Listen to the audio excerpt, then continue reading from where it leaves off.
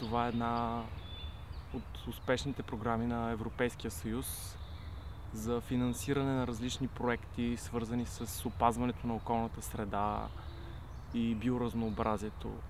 Това е една програма, която дава възможност нещата, които са на хартия, да станат реалност. Накрая всичко се свежда до работата на млади хора, които имат желание да постигнат нещо. Грижи се за природата, най-общо казвам.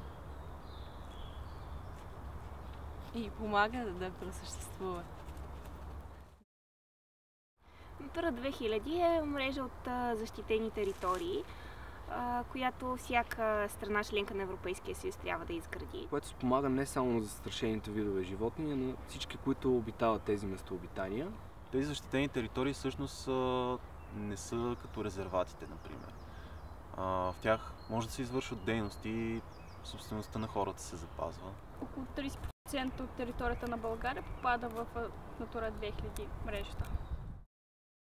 Има над 400 застрашени вида птици, като 17 от тях са световно застрашени, като например кадроглавия пеликан, малкия корморан. Белоглавия лешоят и египетския лешоят. Морски орел. Царски орел, египетския лешоят, което са и световно застрашени. Черен лешоят, нещо много красиво и много рядко за нашия район. Червеногуща гъска, която зимува в Шабла. Блестящ ибис, лопатарки. Черен щърк. Царски орел. Най-важният за мен е египетския лешоят, който от 2007 година стана световно застрашен вид също. Скол скитник и други, воден бик, жерави. Виждала съм белопашат мишелов. Цветърнопашата, потапница. От застрашените видове преди всичко розовия пеликан. И любимата ми е ловенско. БДЗП е Българското дружество за защита на птиците, което съответно спомага за запазването на редките видове птици в България. Най-старата българска организация, свързана с природозащитата. Занимаваме се с опазване на диви животни. Основно на птици, но не само на птици, на диви животни. С различни образователни дейности и ни помага да разбираме птиците и да ни учи да летиме като тях.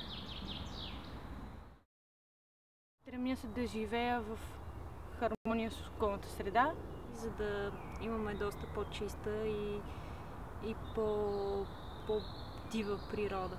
Участваме в различни акции, бригади.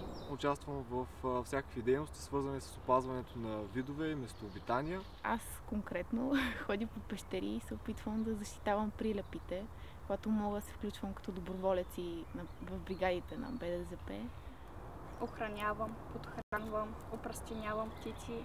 Късях тръстика, помагах за строенето на изкуствени острови. Правихме укрепления за птици, за вълци. Хубаво преживяване, аз го препоръчвам. И според мен това е начина. Искам да кажа на хората да мислят. Да бъдат жадни, да вярват в невероятности и да уважават себе си и живота във всички негови форми. Просто трябва желание, за да се включиш. Хората да бъдат по-активни, това е моето послание. Не мисля, че и костват толкова големи усилия.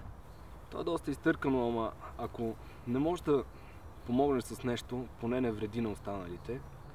Пазете природата, за да се чувствате част от нея. Трябва да пазим това, което имаме, защото един ден просто може да изчезне.